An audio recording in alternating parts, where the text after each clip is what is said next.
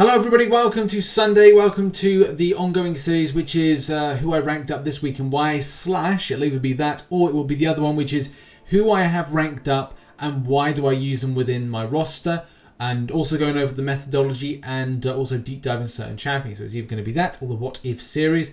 This video is going to be focused on why I choose to run two versions of Warlock, which kind of breaks my rank up mantra about taking rosters more forward by having unique 6 stars that I rank up in and as priority, against the idea of going, okay, well, I normally take champions that I have that are new and rank them up, rather than creating like a more kind of like scope or wider roster coverage, which if you've heard me say in other videos, I have clarified. But this particular video is going over why I run two Warlocks, and as well, why do I prefer and love the awakened ability of Warlock as well. Now we're going to play some footage here of myself using the champion in action, some of the previous content I've used Warlock in, and also in some cases run double Warlocks. So this is a fight in map 6 of Alliance Quest, and I like the champion because a lot of the paths that I have are associated with either having poison, immunity need, caltrops, bleeding, you name it, and also going on the last path stretch to get to the Apocalypse boss.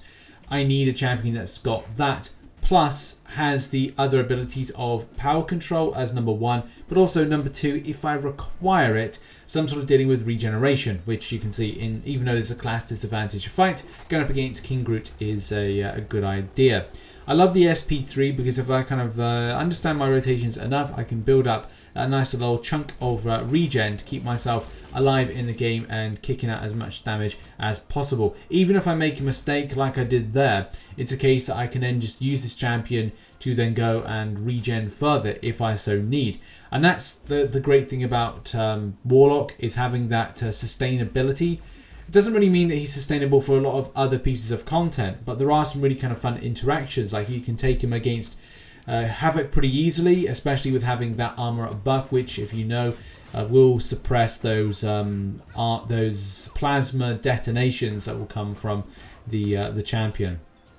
But well, you know, when it comes to situations of just lane clearing or like path clearing, with Warlock, he does the business. He's a champion that is better suited to being with Suicide Masteries because you are able to achieve a more top end of damage. But at the same time, you know, I don't normally run Suicide Masteries. I will plan to do at times, mainly when I'm not in alliances, just for doing arena-based grinding and also other content grinding. And now with the changing of Cavalier difficulty, it does mean that there's more scope to have Suicide Masteries as a kind of just general usage. And here's the thing, Act 7 and Act 6 are just a playground for Warlock. This is life cycle, this is in Act 6.2.1. And it just works out really well because you've got Warlock as being a champion that can suppress regeneration, which life cycle has. As soon as you get that knockdown, you want to be in smacking the enemy. And even though, again, this is class disadvantage, it doesn't feel like it's total disadvantage at all. I've even used a champion in 6.2.2 with going up against Mr. Sinister, especially having a champion on your team like Vision, which will give you that Fury buff, which will be able to take on the content. But you can see we've knocked down, we're then kind of like playing into the life cycle. I'm going to do a parry heavy in a second to knock down Kamala Khan, and it does give me a sufficient amount of time once the champion's been knocked down, which is there, to then go into the SP2 and smacking out the enemy. Recently as well, I've been finding some great fun with this champion's ramping up abilities, doing the hill blocking narrative of Infection, which you can see top right hand corner, we're building up to Infected, champion's Infected, and then any second now you're going to see to the left hand corner, as we're suppressing any kind of regeneration that these champions have, we're then very quickly on the left hand side building up that passive Fury. It just means that when we hit off the SP2 in a minute, and again do bear in mind if you had Suicide Masteries you really tick off a large amount of damage, but it's very, very nice. Also the bleeding with the parry heavy, which funnily enough I have used at times in various different content, now scales with that passive Fury of ticking 1000 a time. God, ticking 1000 a time with the with that bleed is very, very nice, and that's a 6-star unawakened. Yeah, I really do enjoy using Warlock, but again, what's the reasons for me running two Warlocks in the game, because look, one's technically going to be fine, isn't it?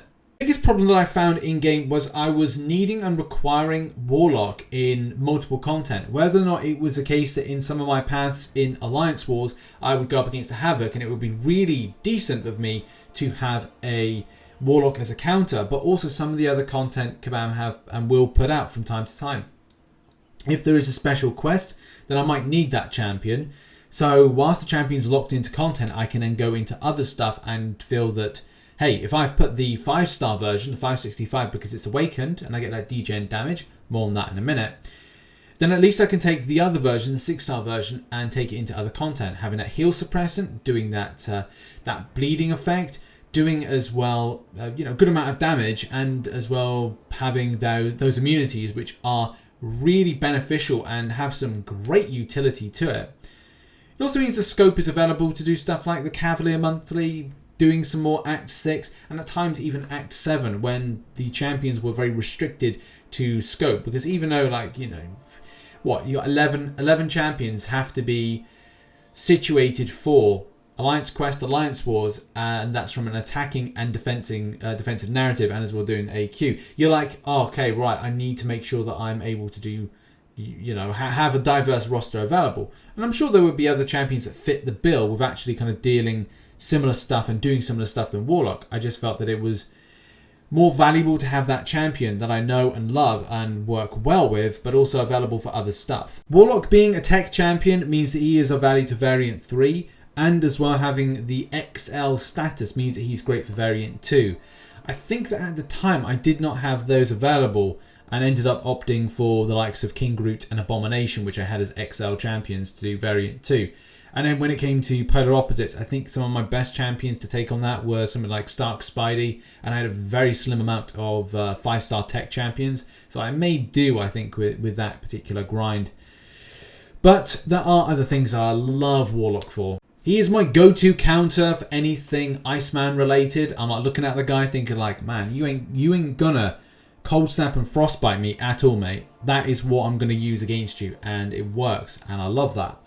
Also, the extent of degeneration damage, and we must get on to this now because I actually do enjoy the awakened version. I actually think I slapped a tech awakening gem on this champion because I wanted to extend the outreaches of damage the champion can have and the potential for that. Because I know a lot of people will say that, oh, it's fine, you just leave him unawakened and it's fine.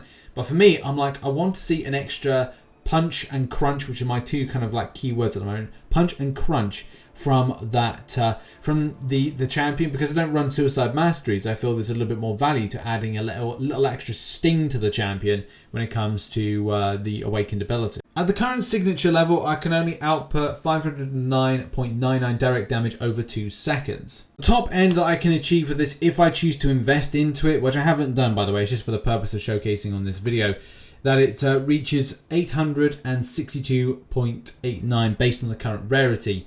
It may be a case on different rarities you can get a bit more, but that's the most you can get. Let's now take the champion back to the scene of the crime, where we did a little bit of grind earlier, and see if we can see a little bit more punch when it comes to the degen damage. I'm not going to see like a massive increase for it, but it's just a case of having a quick try out around the life cycle node and seeing if that's fun, or kind of at least kind of doing a bit more.